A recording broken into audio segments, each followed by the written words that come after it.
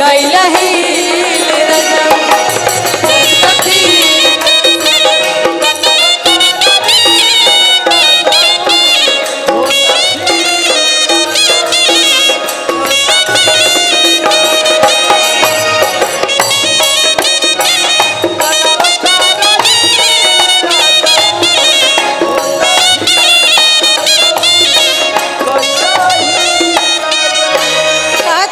रजऊ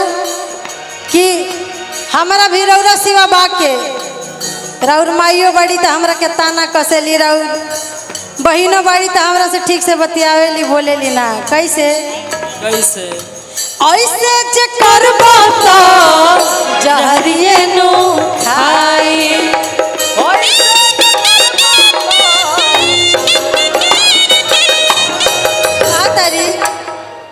जहरिए नु खाइबो जहरिए नु खाई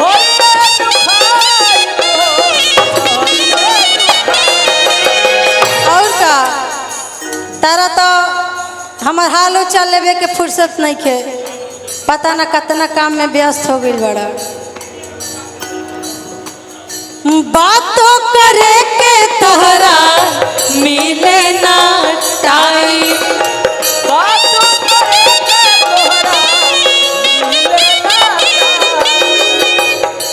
तरी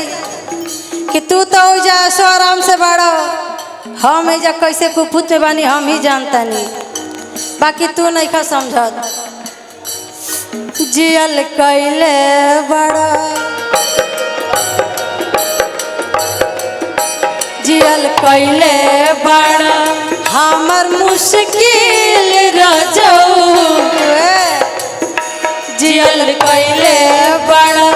हमर मुश्किल रजऊ हो त फिर रजऊ गैलही रजऊ हो त फिर रजऊ गैलही रजऊ हो त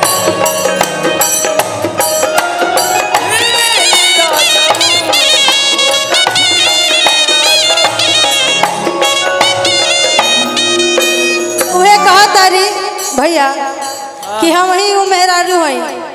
जे अपना नैहर में अपना सखी से तहार बड़ा बड़ाई करत रही देखी बुराई निकला तो मतलब कि हकीकत सामने आवता मेहरारुआ कहत दिया कैसे कि अपना सखी से कैसे तहरा बारे में कहत रही तहारा गोरख से तनिको न बाड़े उको हमारे सवार बोलो बड़े हीरो हैंडसम हमारे सवार बोलो बड़े हीरो हैंडसम का बताई